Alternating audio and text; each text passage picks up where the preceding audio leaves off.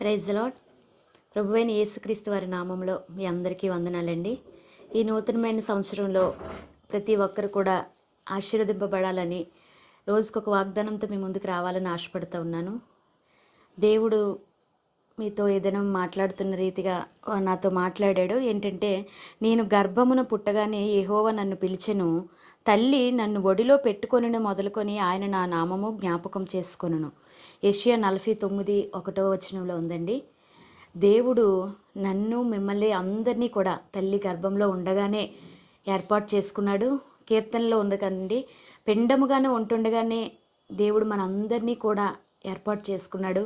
మనం అనుకుంటాము, దేవుడు మరి ఈ రోజుకు ఎలా జరుగుతుంది ఏంటి, దేవుడు నన్ను మర్చిపోయాడేమో, లేకపోతే నా కష్టాలు ఏంటి, నా బాధలు ఏంటి అనుకుంటున్నాము.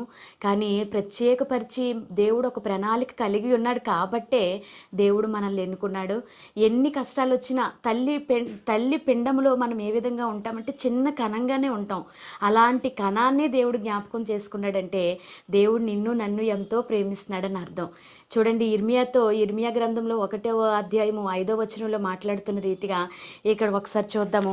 ఆ వచనము చూడండి, 5వ అధ్యాయంలో 5వ వచనంలో, యెహోవా వాక్కు ప్రత్యక్షమై ఇలాగు సెలవిచ్చెను, గర్భములో నేను నిన్ను రూపింపక మునిపే నిన్ను ఎరిగితిని, నీవు గర్భము నుండి బయలుపడక మునిపే నేను నిన్ను ప్రతిష్ఠించి తిని, జనములకు ప్రవక్తగా నిన్ను నియమించి తిని. మనకి గొప్ప ప్రణాళిక ఉందండి. ఆ ప్రణాళికను మర్చిపోయి మనము దేవుని పక్కన పెట్టేసి మనుషుల వైపు, లేకపోతే పరిస్థితుల వైపు, లేకపోతే ఆర్థిక పరిస్థితుల వైపు, అన్ని రకాల వైపు మనం చూస్తుంటాం. కానీ దేవుడి వైపు మాత్రం చూడలేము. మన తల్లి పిండంగా ఉన్నప్పుడే దేవుడు మనల్ని ఏర్పాటు చేసుకున్నాడు కాబట్టి ఆయన మనల్ని కానీ మర్చిపోతే మనం ఏమైపోవరమో. ఈ యొక్క నూతన సంవత్సరంలో అడుగుపెట్టామంటే కేవలం ఆయన కృప మాత్రమే. ఎంతోమంది గనులు, జ్ఞానులు, అందచందాలు కలిగిన వారు అనేక మంది నశించిపోయారు. కానీ చూడండి, వారందరూ కూడా తల్లి గర్భంలో పుట్టినవారే.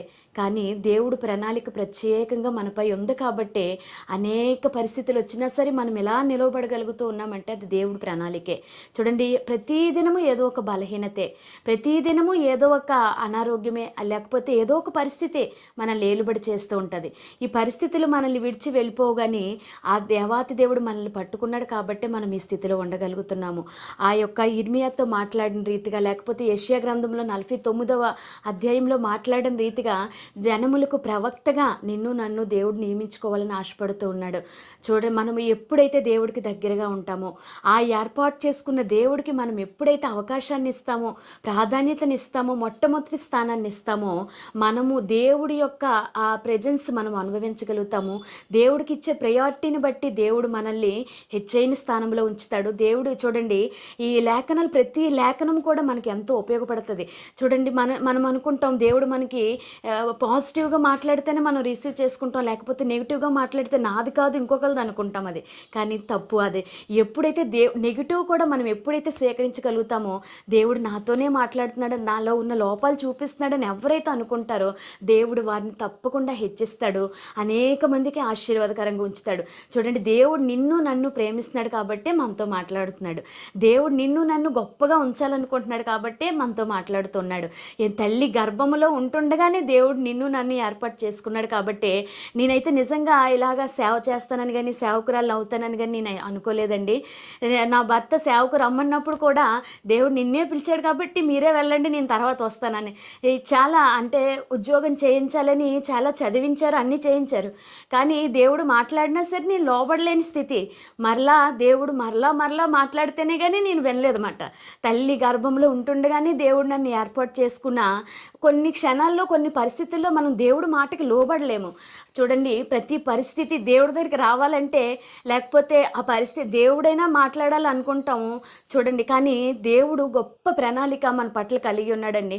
అనేక మంది ఉంది కదండి, దేవుడు లోకాన్ని ఎంతో ఆ యేసు ప్రభు వారు ఏకైక కుమారుడిగా ఉండి ఆ పరలోక రాజ్యాన్ని విడిచిపెట్టి మనందరి కొరకు ఆ సిలువపై రక్తాన్ని కార్చి బలిగా అర్పించబడ్డాడు కదండి.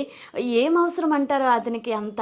ఆ పరలోక రాజ్యాన్ని విడిచిపెట్టాడు. ఏకైక కుమారుడిగా ఉన్నా సరే మనందరి కొరకు వచ్చాడు. కానీ అతను ఏమీ తీసుకురాలేదు. చూడండి, దీనుడిగా వచ్చాడు, దరిద్రుడిగా వచ్చాడు, నిన్ను నన్ను ఆ దరిద్రతలోనికి విడిపించడానికి వచ్చాడు. ఇది ఎప్పుడైతే ఈ సత్యాన్ని మనం గ్రహిస్తామో మనం ఆ పరలోక రాజ్యానికి చేర్చబడతాము. ఈ భూమి మీద ఏదో సంపాదిద్దామని లేకపోతే ఏదో మోసుకెళ్దామని కాదు, కానీ ఆయన చిత్తాన్ని ఎవరైతే నిజంగా గ్రహిస్తారో, ఆయన మనం తల్లి కడుపును పుట్టినది మొదలుకొని ఈ క్షణం వరకు క్షేమంగా ఉండగలుగుతూ ఉన్నామంటే ఆయన కృప మాత్రమే. చూడండి, ఆయన కృప అంటే ఏదో ఏదో కొనుక్కుంటే వచ్చేది కాదు, ఉచితంగా ఆయన మనల్ని ఉచితంగానే కొనుక్కున్నాడు. ఉచితంగానే ఆయన మనకి రక్షణ ఇచ్చాడు. కాబట్టి ఆ రక్షణను సంపూర్ణంగా మనం నమ్ముదాము. ఆయన ఇచ్చిన రక్షణను కాపాడుకుందాము. నిజంగా తల్లి గర్భంలో అనేక కణాలు ఉన్నప్పటికీ కూడా నా అనే కణాన్ని దేవుడు పుట్టించగలిగాడంటే అది కేవలం దేవుడు ఉచితమైన కృప మాత్రమే. దీన్ని బట్టి దేవుడికి ఎంతగానో కృతజ్ఞతలు చెల్లిస్తూ ఉన్నాను. చూడండి, తల్లి కడుపున పుట్టడం అనేది అనేక మంది పుట్టలేక చంటి బిడ్డలుగా చనిపోయిన వారు ఉన్నారు. అనేక మంది ఆడపిల్ల పుట్టారని చంపేసిన వారు ఉన్నారు. అనేక మంది పుట్టిన వెంటనే మరుసటి దినాన్ని చనిపోయిన వాళ్ళు ఉన్నారు. చూడండి, ఎంతకాలము మనం బ్రతికి ఉన్నామంటే, ఎంతకాలం మనం జీవిస్తూ ఉన్నామంటే, ఎంతకాలము కూడా దేవుడికి దూరంగా ఉన్నా సరే మరలా దేవుడి దగ్గరకు పిలుచుకొని తన యొక్క చిత్తాన్ని నెరవేర్చగలుగుతున్నామంటే కేవలం దేవుడి కృపండి. ఆయన కృపకి పాత్రులుగా మార్చబడదాం. ఆయన చిత్తాన్ని నెరవేర్చేవారుగా ఉందాము. ఆయన ప్రణాళికకు మన జీవితాల్లో అప్పచెప్పుకుందాము. దేవుడు మనందరినీ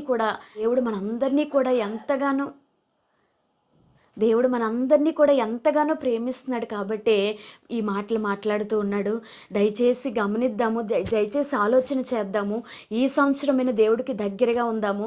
దేవుడికి ఏదో ఇచ్చాను, లేకపోతే ఏదో చేశాను, ఏదో చెయ్యాలని కాదండి. మనము దేవుడికి ఆయన మన పట్ల గొప్ప ప్రణాళిక కలిగి ఉన్నాడని మాట్లాడుకున్నాం కదండి.